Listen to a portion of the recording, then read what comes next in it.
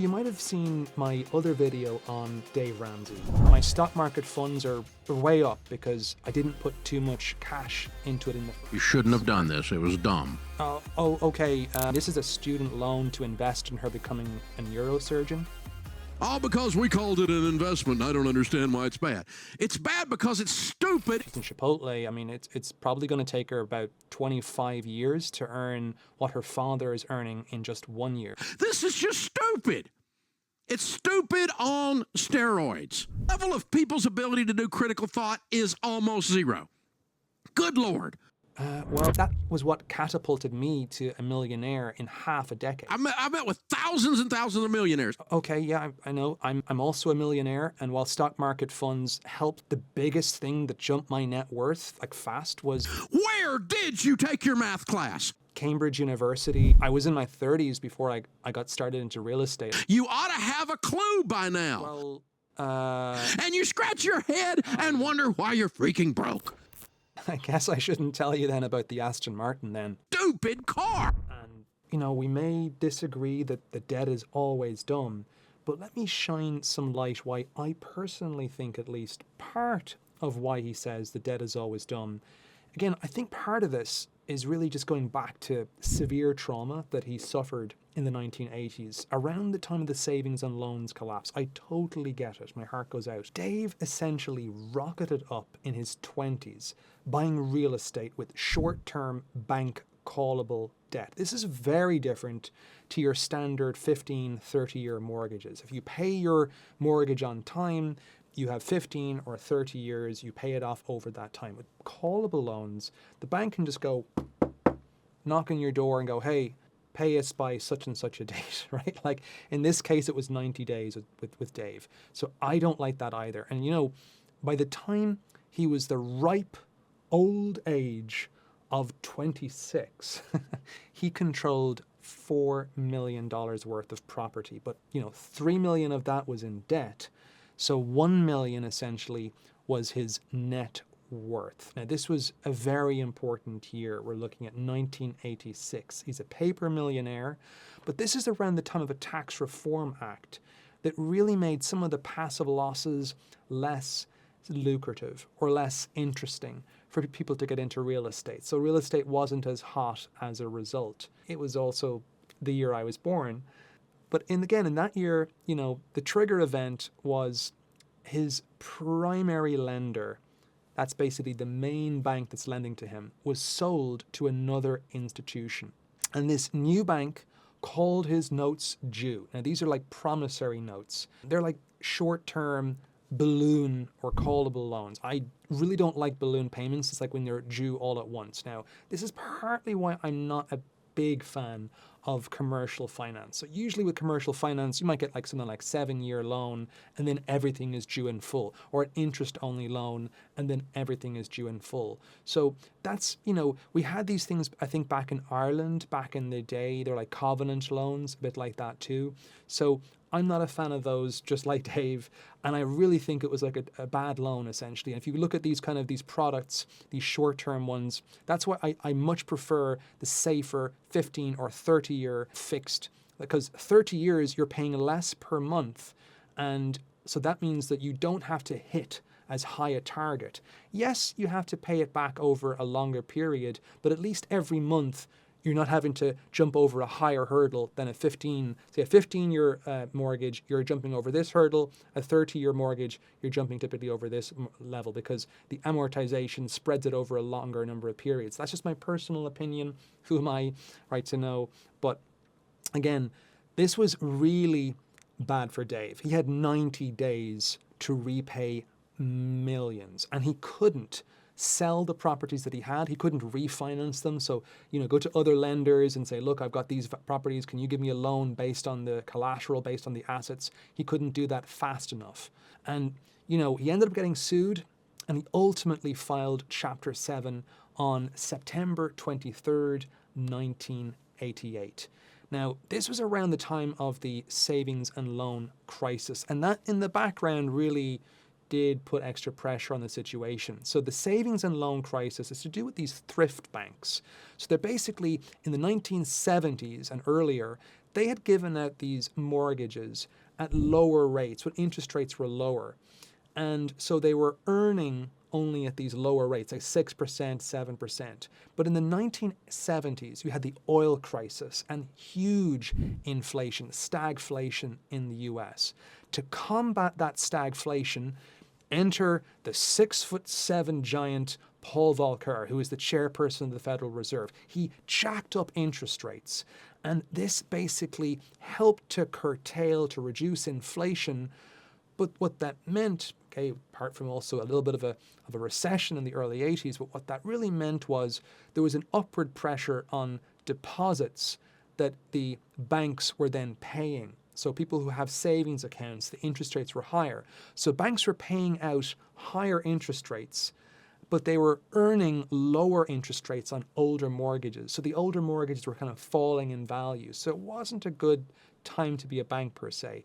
So the banks were then, because of deregulation, this is a little different, they were getting interested in the business or involved in the business of real estate, making these kind of loans, which are kind of risky short-term loans. So to kind of combat that to a certain extent, they wanted to de-risk or sever the relationship, right, between their people that they were lending to, because they wanted to grab cash in a certain sense. Now, it wasn't quite the same as the 2008 financial crisis, where we had system-wide lack of liquidity, lack of finance, but it was still quite difficult, and that put extra pressure on Dave.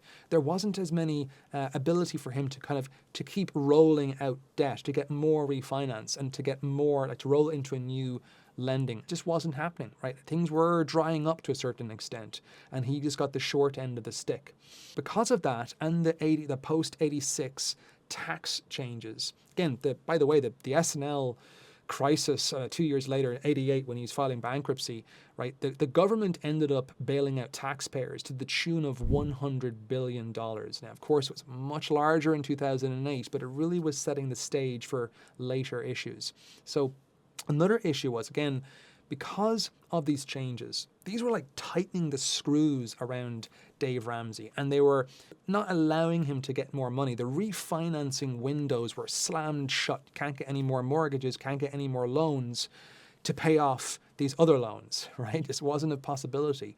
Not 2008 style, but enough to crush a highly levered 20-something investor.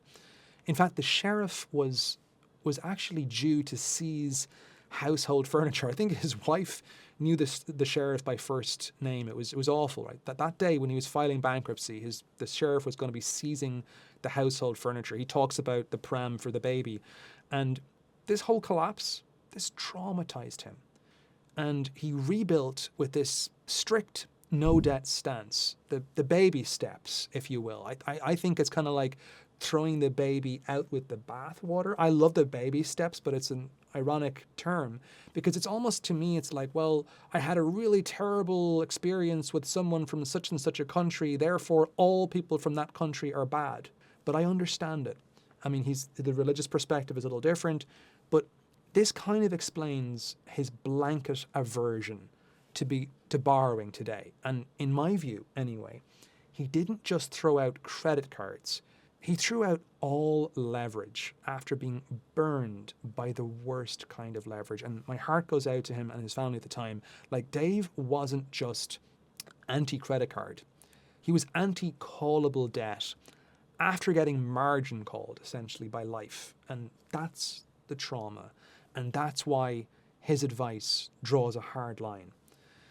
But look, a standard US 30-year fixed-rate home mortgage is not callable the way that Dave Ramsey's short-term bank callable notes were. I'm not suggesting going out into the stock market and getting margin calls. We're talking about real estate here. If you're making your mortgage, the lender cannot just demand full payoff, all those millions of dollars, or let's say you borrowed $300,000. It can't just ask for $300,000. Right, again, read the terms. I'm not a lawyer, I'm not a licensed advisor, so you want to consult with a licensed advisor if that's what you're looking for. But the lender just can't demand the full payoff right now if it's residential because the rates moved or the bank has changed hands, right? They're trying to de-risk. Now, like Dave, I also don't particularly like callable loans, but I'm not as severe in all debt is bad. Look, I see a nuance, all right, like emotional nuance, and there's also financial nuance. But, you know, trauma, it can affect people for life. And, you know, I can definitely see why he is averse. And I hope you can see that too, like why he's averse to debt. And honestly, his stuff works. I love it. The behavioral approach, not the mathematical approach, right? Like his debt snowball approach works. And I'm in favor of the idea that debt is more nuanced, a little different than Dave. I think you can class it into more categories, just like people. And I think it's much more nuanced as a result. I like to break it personally into 4 on the spectrum. So debt for vices like gambling, drink, drugs, alcohol, that's the worst type of debt. And then the next would be like debt for consumption, like that flat screen TV, right? Or, you know, that car you want to drive. Then I would look at debt for insurance, because if you're borrowing because you're trying to pay your insurance, well, if something really bad happens to you, you're lucky you had the insurance, right? I think that's a good type of debt. And the best type of debt, I think, is debt for investment, right? That's the absolute best on the spectrum. The first 2 are toxic, so debt for vices or even consumption to a certain extent.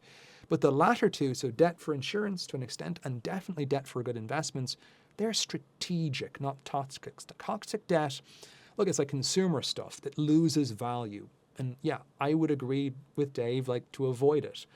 But strategic debt, used with discipline to buy productive assets, whether you're buying a business, you know, a cash flowing property, skills that compound, like Alex Hormozy style, you know, if you're becoming a brain surgeon, as I said in my other video.